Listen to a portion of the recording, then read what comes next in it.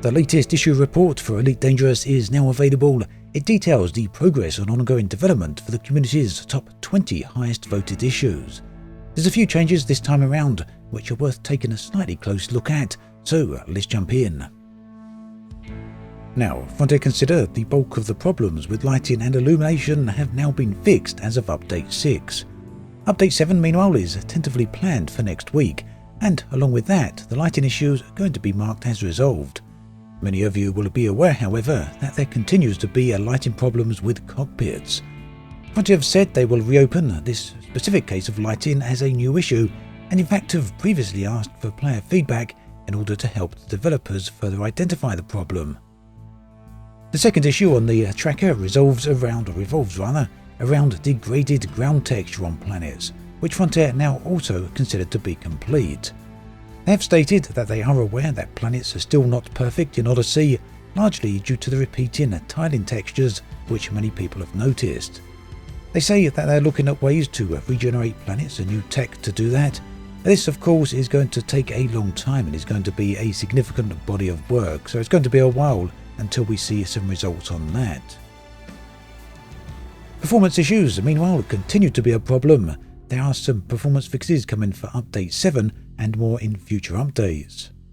Now, Frontier have previously said that performance problems are something that they will continue to work on up until the end of the year and maybe even beyond. This is easily the largest technical problem that Odyssey faces, and it appears that Frontier still do not have a full solution for it. It's hard to know to what extent this will ultimately be fixed, or even if it will ever be fully fixed. For now, it seems Frontier are hoping on people's patience. Understandably though, it continues to be a justified source of frustration for many people, and I can completely relate to that. Another big issue, for some people at least, remains Apex taxi travel and the long time that these journeys actually take.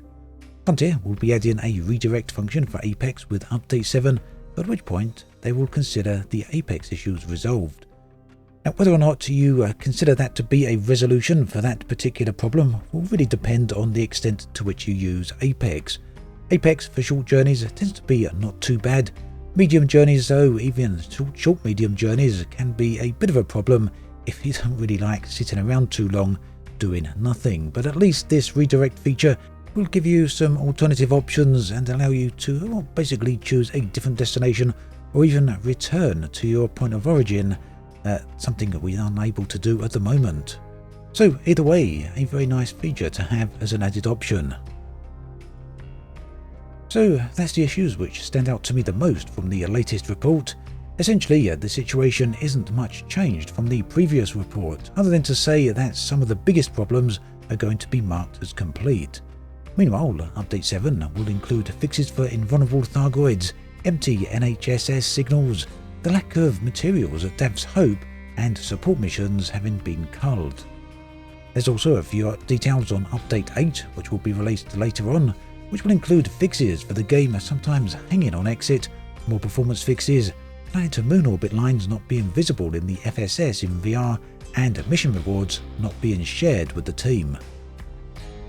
Now, overall, Frontier continue to make steady progress on updating and fixing Odyssey. It's also worth pointing out at this point that Update 7 will come with an associated patch for Horizons, which will bring some changes, improvements and fixes to Horizons for both PC and consoles.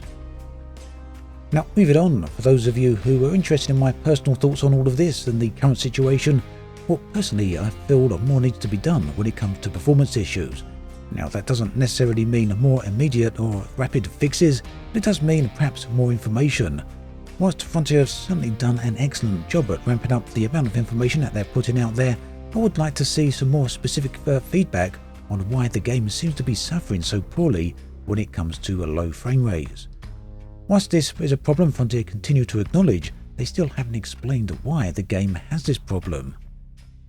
Outside of the technical issues, I do feel like gameplay within Odyssey continues to be a problem, but that said, a good number of people seem to be generally happy with it. Nothing that is totally awesome, by the way.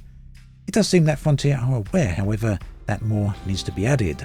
As such, Update 7 will be bringing some changes to how conflict zones work, with the addition of air defense turrets to settlements. This will add a new element of somewhat dynamic gameplay, hopefully. And in a broader sense, I'd like to see the overall theme of what Odyssey offers also expanded. For example, exploration gameplay is extremely bare bones. It might be that Frontier will continue to add new content as we move towards Update 8 and beyond, so something I'm definitely keeping an eye on there, and I suspect many other people are as well. So that is a look at the latest issues report, and brings us to an end of this video. As always, thanks for watching, and I'll catch you guys and girls next time.